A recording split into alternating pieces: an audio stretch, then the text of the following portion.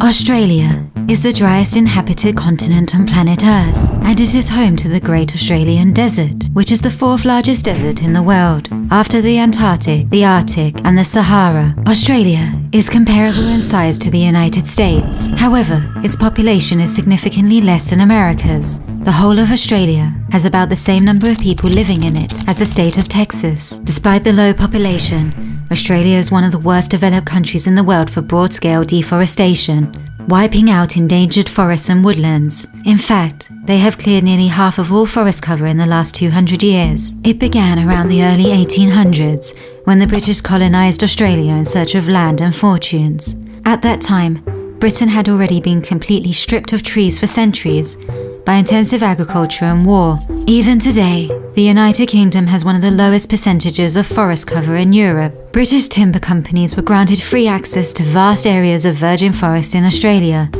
and trees were felled for agriculture and railway tracks, which were constructed alongside other transit infrastructure, such as roads, bridges, and jetties. By the 1880s, concerns about stripping the forest were being raised, but no steps towards conservation were taken. And now, Australia has become the worst offending country in the world for mammal extinctions. 55 wildlife species plus 37 plant species have gone extinct. The widespread deforestation has resulted in 55% of all Australian land area being used for agricultural purposes, and around 72% of all agricultural output is exported. Meat and live animals has been the fastest growing export segment, growing 33% in value. However, agriculture only accounts for 1.9% of the value-added GDP and 2.5% of all employment in 2020 and 2021. The widespread land degradation has resulted in man-made desertification after centuries of tilling, and the introduction of non-native grasses has taken its toll on the landscape. However, some regions in Australia are starting to turn this around, transforming large areas of degraded land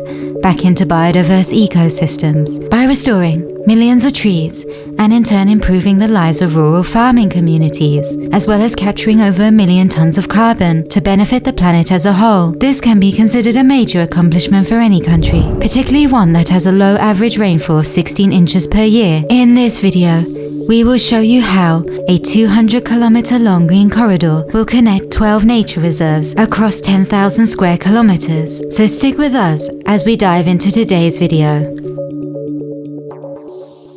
This large-scale reforestation project is in one of Australia's most vulnerable regions.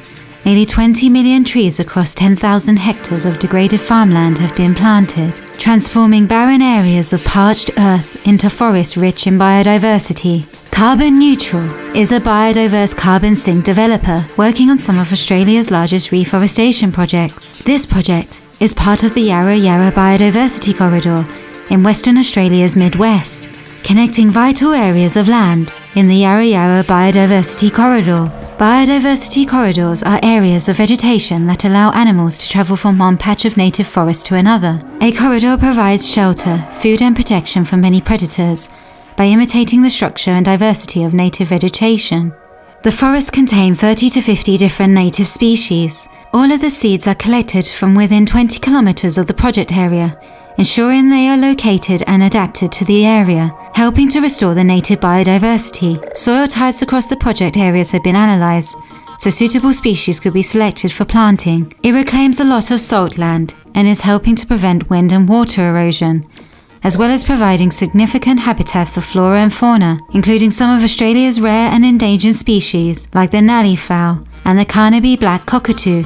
The project aims to employ local Indigenous people and is currently providing jobs for 10 people. Work includes helping with seed collection, fencing, land management, and working with traditional landowners throughout the region. 80 local businesses are involved, and the project has cost $4 million Australian dollars. The project is situated in Western Australia's wheat belt, an area cleared for agricultural land. And intensive farming has caused erosion and degradation of the soil, devastating native ecosystems and habitats for wildlife.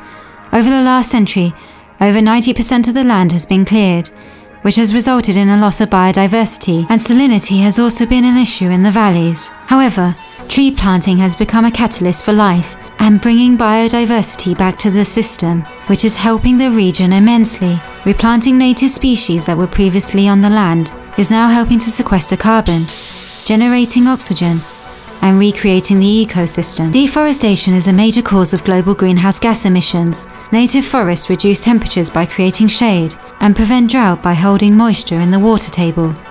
Returning our native forests throughout the world is a vital step to restoring biodiversity, lowering local surface temperatures, and restoring the aquifers. In part 2 of our Australian Regreening the Desert series, we will cover how community-led projects are helping farmers to radically transform their farming practices to become more sustainable, resilient, and profitable, and in turn benefiting the environment and the community as a whole. So make sure to subscribe with the notification bell turned on to stay up to date with our latest videos. We hope you enjoyed this video. Make sure to smash that like button. And don't forget to follow us on Instagram, Facebook and Twitter for more memes and eco news. And remember to subscribe to our new Spanish channel, Leaf of Life ES. We are a small team, so if you wish to support us, please join our Patreon. Thanks for watching. Until next time.